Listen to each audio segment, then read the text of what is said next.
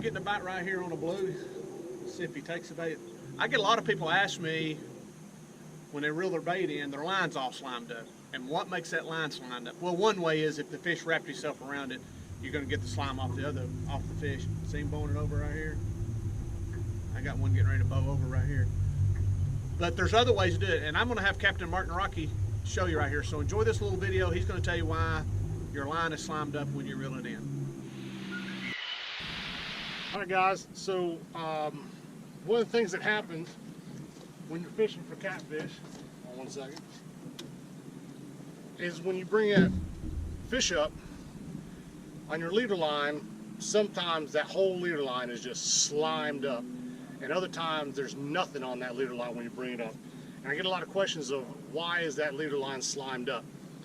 So the catfish has a lateral line down its side and his whiskers. Two things he uses to taste the bait before he decides to hit it. If your line is slimed up, that means that fish is just swimming on top of that bait, rubbing his body against it, tasting the bait to see if he wants it. So if you see a lot of tippity tap on your rod tip, that's just that fish just kind of hitting it, touching it, tasting it, see if he likes it.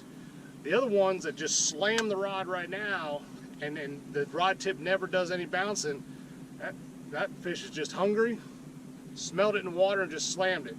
And that's why you don't have slime on the line on the other side.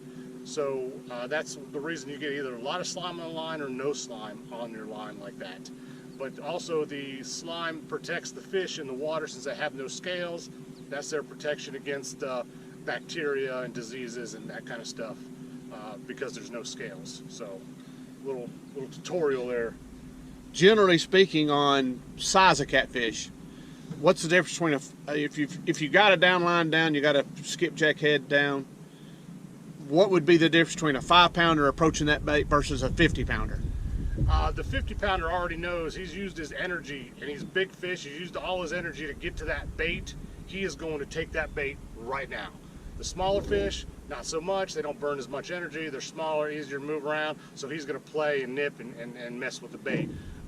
That's the difference you're going to get. That's why when you fish with us, we know on the rod tip, if it's just dancing a little bit, we can tell you what kind of fish is going to be, whether it's going to be a small baby, teenager, adolescent, or a big mature fish. Now on flatheads, are they any difference on the bite between a male and a female? I have not noticed a difference. I just noticed that it's either a very slow and then just straight down pressure, or sometimes you see that thing just put pressure on it and never move again.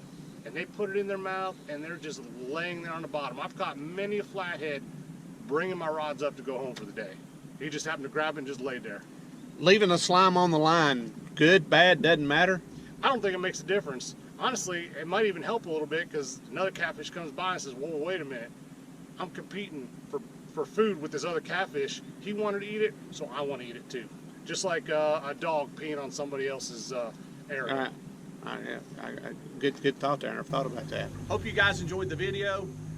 If you have any questions or comments, email me. Here's my email address. Or you can call me.